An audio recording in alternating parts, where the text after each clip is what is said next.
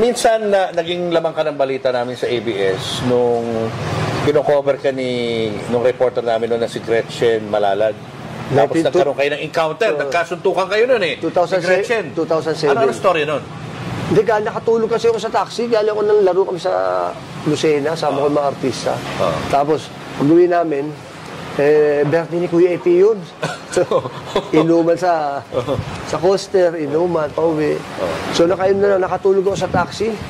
Medyo alam yung taxi driver, medyo inikot-ikot ako saan-saan. Nagulat ako, nasa ano na ako, Mandaluyong.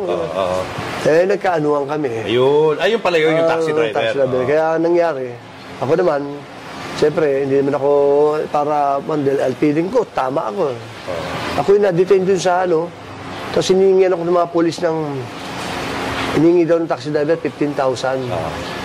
So, sabi ko, ba't ako pa hingin? Ako nga itong inikot-ikot eh. Pwede nga ako patayin yan, tulog ako eh. Sabi ko gano'n.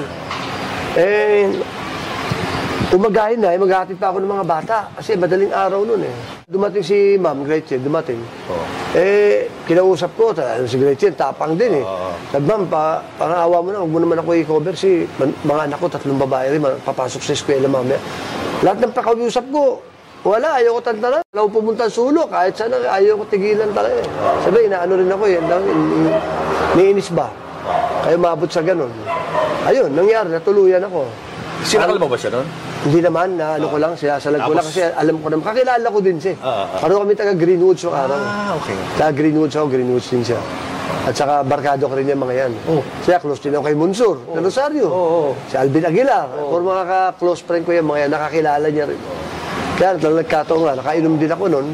Ayun, sa iya ko ba na malaman na ganito? Mga anak ko. Ayun, lalo lumala. Pati si Kuya Epe, tinawa, anong nangyari sa'yo?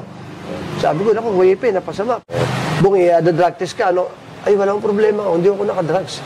Nakainom lang ako, so drugs, sa harap niya, ihi ako. So yun, drug test ako. Wala naman talaga.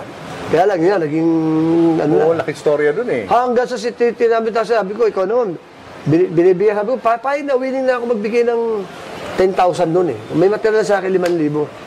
Ayaw ng mga polis, ayaw doon ng taxi driver. Sabihin ako, Sir Bong, hindi ako nangingi kahit piso, sabi ng taxi driver. Yun pala yung mga polis lang may gusto. Ayun, okay naman, nangyari. Okay. Naayos naman yung kaso. Pero si Gretchen hindi na nag-file ang reklamo sa'yo? Hindi, naging magkaibigan pa kami.